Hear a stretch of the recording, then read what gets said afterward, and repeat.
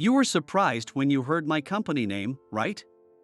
So surprised you couldn't even speak? The reason for organizing this reunion was to put this guy in his place. Back in middle school, Eric used to lead the charge in teasing and bullying me. Even after becoming adults and meeting again, I can't stand the way he still looks down on me. I'm not the same person I used to be. So, which branch are you from? Huh? Branch? Well, I'm in California, so obviously the California branch. So, you're not working at the headquarters. Is working at a branch instead of the headquarters really something to brag about? Eric looks puzzled by my retort. What about you? Which company do you work for? I make a conscious effort to smile confidently, showing my teeth. This is where my great comeback begins. My name is Bill, and I'm 32 years old. I once attended Y Middle School, studying alongside my classmates. I graduated at 15, so it's been 17 years since then. Currently living away from my hometown, I returned to this town for the first time in a long while. In this area where you need a car to go anywhere, I drive my beloved Porsche around the places I used to hang out. The roads are well maintained, making it a very pleasant drive. As I turn the steering wheel and round a corner, a large building comes into view. Next to the big gate, the name Y Middle School appears. I drive inside, parking in the area for teachers and visitors. Getting out of the car, I walk past the gym and step into my old school building. Everything has changed from when I attended here. The buildings are new, and the school grounds are well maintained. The sun is still high, and I can hear the sounds of students engaged in school activities. I wonder if their middle school life is fulfilling. After touring the classrooms, I enter the staff room and visit my former homeroom teacher, Mr. Peterson, who is now the head of the third grade. It was a Saturday afternoon, but several teachers were busy at their desks. I feel a bit of sympathy for them.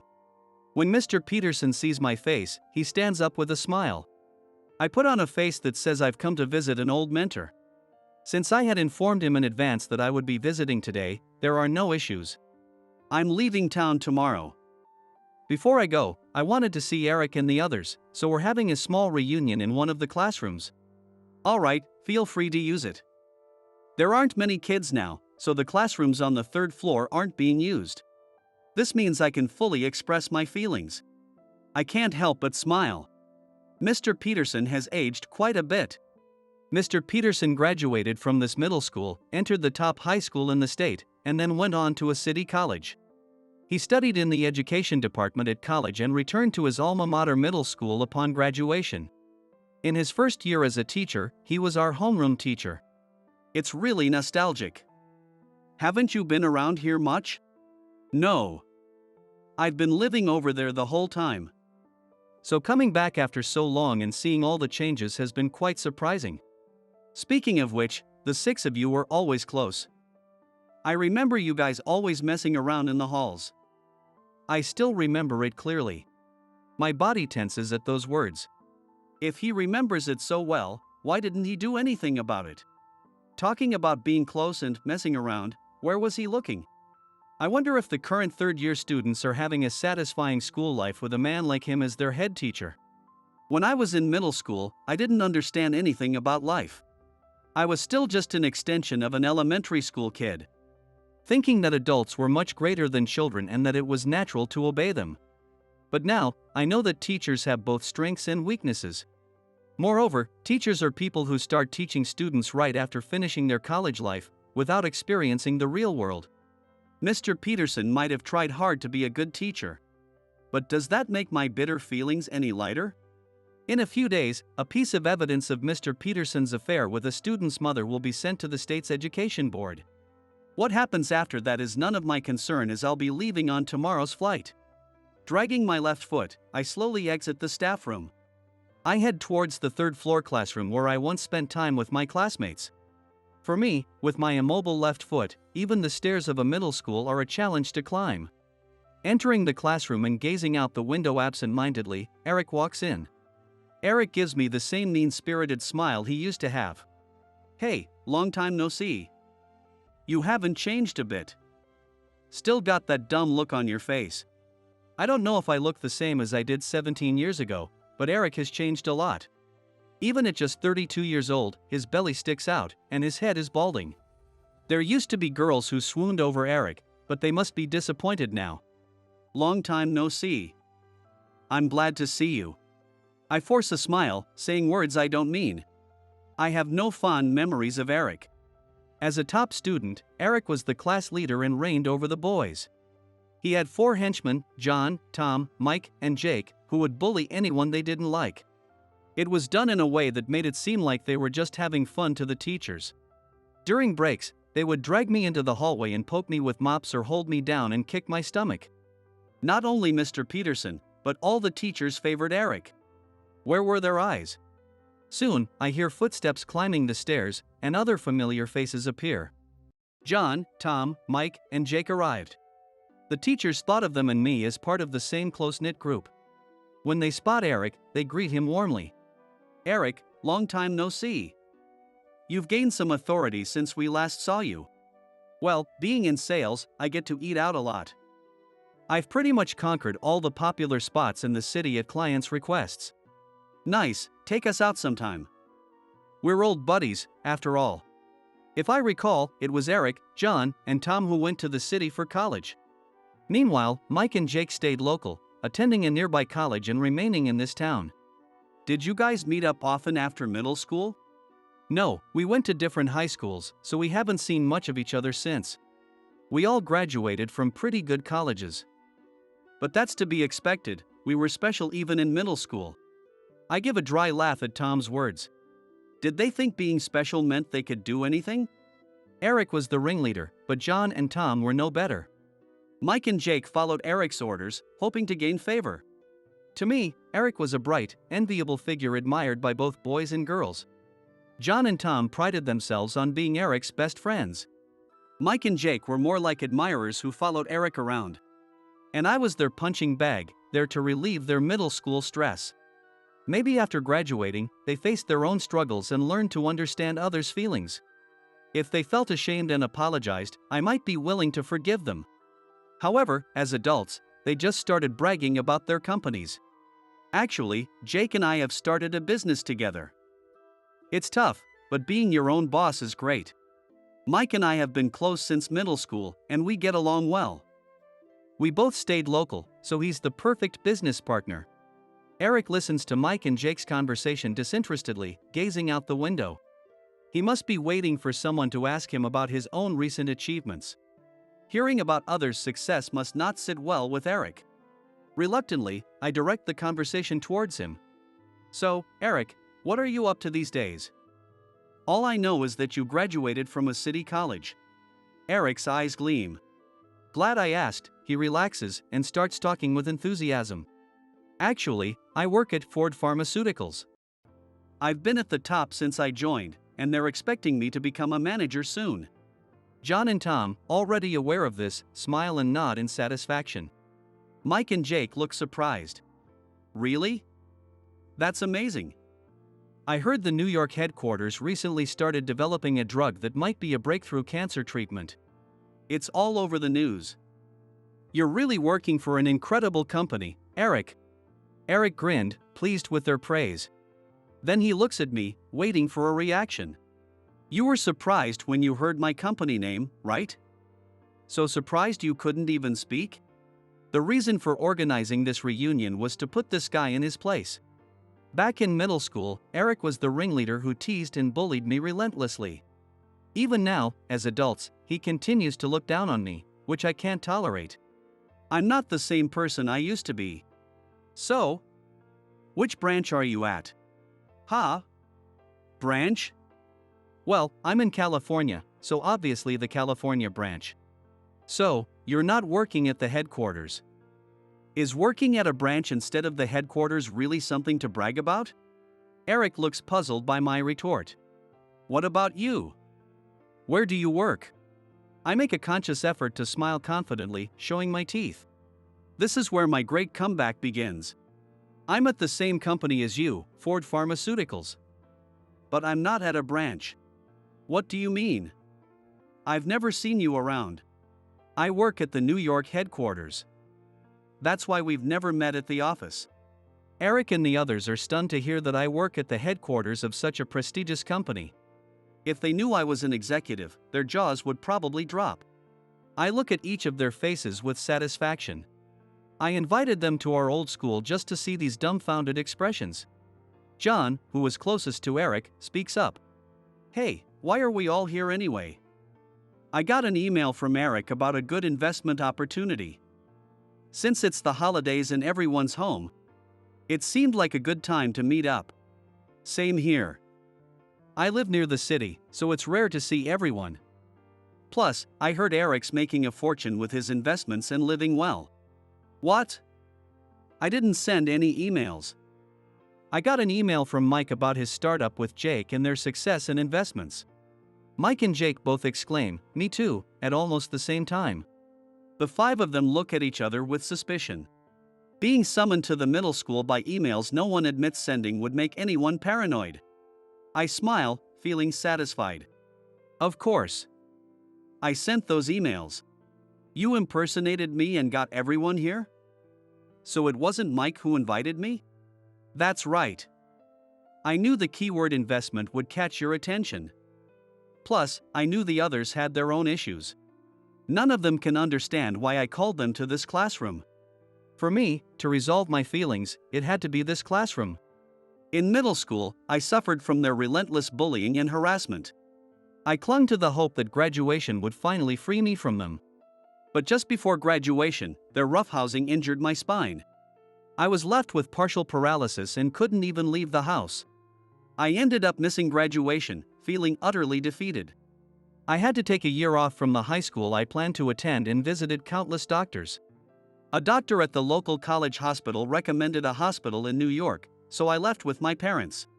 I endured 3 surgeries and managed to recover enough to walk, but I was left with a slight paralysis in my left leg. While hospitalized, I arranged to transfer to a local high school, and after being discharged, I continued my studies in New York and graduated from college. Although I should have graduated a year later than my peers, I utilized the accelerated system and started my career on the same footing as them. I secured a job at one of the world's leading pharmaceutical companies, Ford Pharmaceuticals, and steadily built my career through hard work. Having spent so much time in hospitals, I understood both the doctor's desire to heal and the patient's pleas for help deeply. Kevin Ford, the CEO, started noticing me because I worked with the compassion needed to truly care for the people using our medicines. Mr. Ford occasionally gave seemingly impossible tasks, but I always managed to accomplish them.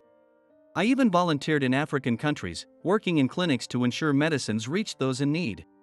My efforts were recognized, and last year, I became one of the company's executives. Eventually, through an unexpected source, I found out that Eric, who had tormented me in middle school, was working at the California branch. Hoping he might have changed, I spoke with people at the branch, only to find out that he was still bullying those in weaker positions around him. Hearing this made me furious. From that day on, I vowed to take revenge on Eric and his gang. I contacted the president of the California branch, Joseph, and obtained Eric's profile. It included his company email address, which I used for this plan. First, I decided to investigate Eric's life after middle school. Eric attended a local high school known for its strong sports programs and enjoyed a fulfilling high school life. Unaware of my suffering in the hospital, he spent his days playing soccer and even competed in the national championships in his senior year. He went to a private college in the city on a sports scholarship. However, life wasn't as sweet in college. Although he remained on the soccer team for 4 years, he never made it to the starting lineup and graduated without ever playing in an official game. He didn't excel academically either, but a senior in the soccer team secretly helped him out. When Eric landed a job at Ford Pharmaceuticals, his parents were overjoyed, as if they had won the lottery.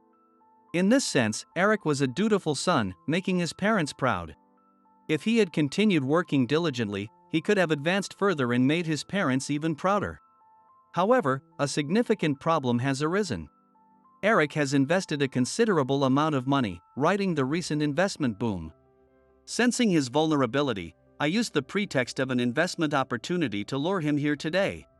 While tracking Eric, I also looked into the lives of the other 4. John, who graduated from the same high school as Eric, went to a private college in the city because he wanted to experience city life. His family ran a large liquor store back home, and his parents hoped he would take over the business. However, John had become completely accustomed to city life and never returned, securing a job at a major trading company. Up until this point, John's life had been going smoothly, but he faced a trial in his third year of employment. A colleague, who was also his rival, married the division manager's daughter. Since then, the rival rapidly climbed the corporate ladder and is now the sales manager at the headquarters. Meanwhile, although John is in the prestigious sales department, he is treated coldly by his rival and is enduring difficult days, or so I've heard. Tom, who was particularly close to Eric, faced difficulties with high school entrance exams. He aimed to attend the same high school as Eric and John but caught a severe cold on exam day and failed. He ended up at a backup private high school and had a reasonably fulfilling 3 years. As an admirer of Eric, Tom desperately wanted to follow in his footsteps and spent a year on preparing to get into the same college and department. However, Eric didn't value their friendship as much as Tom thought. With Tom a year behind, they rarely had classes together, and Eric rarely participated in soccer games. Eric started avoiding Tom, and their friendship cooled. In middle school, Tom thought he shared a special bond with Eric and John. But Eric didn't consider Tom that important. Tom must have been genuinely happy to receive an email from Eric. When I sent the email, Tom replied with a long message of gratitude. I was eager to see his reaction when he learned the truth. Now, seeing Tom in person, he's beyond disappointed, he's in shock. I felt a sense of satisfaction. Tracking Mike and Jake's lives were even easier. They had never left our hometown and were still living there. Moreover, they led completely different lives from the group that moved to the city. Mike's family owned an auto repair shop. Born as the son of the owner, he grew up without any hardships. However, he wasn't very bright, and his grades had always been poor since middle school. He managed to get into high school but dropped out because it was filled with rough students. He then spent several years shut in at home. His parents and relatives were worried about his future until Jake, an old friend, reached out to him. Jake proposed that they pool their money together to start a business. Mike's parents, more enthusiastic than Mike himself, provided the funding, leading to their current situation. Now, about Jake, he had a rather unique life. Like Mike, he wasn't good at studying. However, his family had a long history of city council members, and he grew up with plenty of freedom. He attended a decent high school and was the only one among the 5 of us to go to college abroad. It was more like a language study program and didn't give him much of an edge in the job market. He got a job at a well-known construction company in the state but quit after 3 years and drifted around. Eventually, inspired by a college friend who started a business, he decided to start his own company. He borrowed some money from his parents and approached his wealthy middle school friend, Mike. Mike's parents, worried about their son's future, were eager to support the venture. They succeeded in starting the business, but from what I heard from industry insiders, they were struggling significantly. So, posing as Eric, I emailed them, expressing interest in investing to help them out. Jake, thoroughly convinced, enthusiastically attended this reunion with Mike. In the end, I was the most successful among the 6 of us. Compared to me, the other 5 were losers. Barely suppressing my laughter, I quietly began to speak. It seems like you all have had pretty tough lives. Eric, I'm sorry, but I have no intention of supporting your investments. I also won't be providing funds to help Mike and Jake's company. You might as well self-destruct on your own. You knew we were struggling and called us here just to brag about your success? Exactly. I hear John and Tom are having a tough time at work. Mike and Jake spent a lot of money starting their business. But I've heard people in the industry say they might not last a year. Serves you right. John lunges at me, shouting, "You bastard." Just then, a woman's voice came from outside the classroom door. What are you doing? John, get away from Bill. Laura, you're here. Come in, we're done talking. A tall, beautiful woman with long black hair walks into the classroom. The 5 of them are visibly shocked when I call her Laura. Laura? Could it be the same Laura from middle school? That's right, Eric.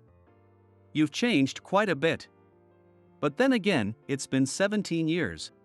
Laura was the girl we all admired in middle school. She played a crucial role in my plan for this reunion. When I explained my plan, she said, "Sounds interesting," and eagerly joined in. My contact with Laura began surprisingly recently, about 3 years ago. I had vaguely considered this plan but hadn't thought of involving her. After middle school, Laura attended a prestigious private girls' high school attached to a college. She then continued to the same college, studying literature. Born into one of the most distinguished families in the state, Laura was doted on by her parents but lacked a sense of independence. She vaguely assumed she would marry a man of similar standing and become a housewife. Indeed, after graduating, she married quickly through a match arranged by her parents but eventually divorced. She didn't have any children but didn't mind. We met again by chance at a New Year's party hosted by my grandfather, a former congressman, which I attended as a representative of Ford Pharmaceuticals. When we met again, we quickly hit it off. Upon realizing we were both single, we naturally began to think about our future together. Since reconnecting with me, Laura started questioning her life of always following her parents' wishes and began actively participating in society. She now belongs to a volunteer organization, spending her days supporting single mothers.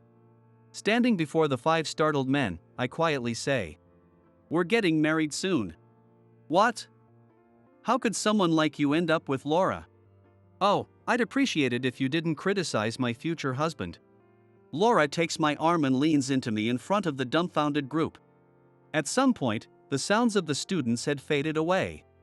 The sun had completely set, so I turned on the classroom lights.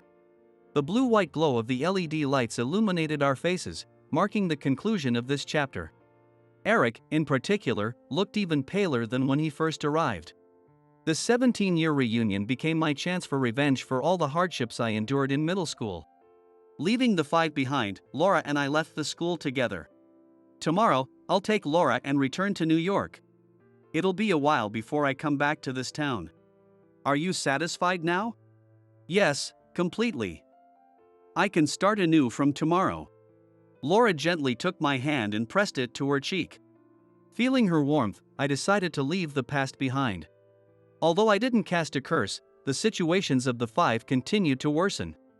First, Eric, who was struggling with investments, made a risky bet and failed, forcing him to sell his newly purchased house.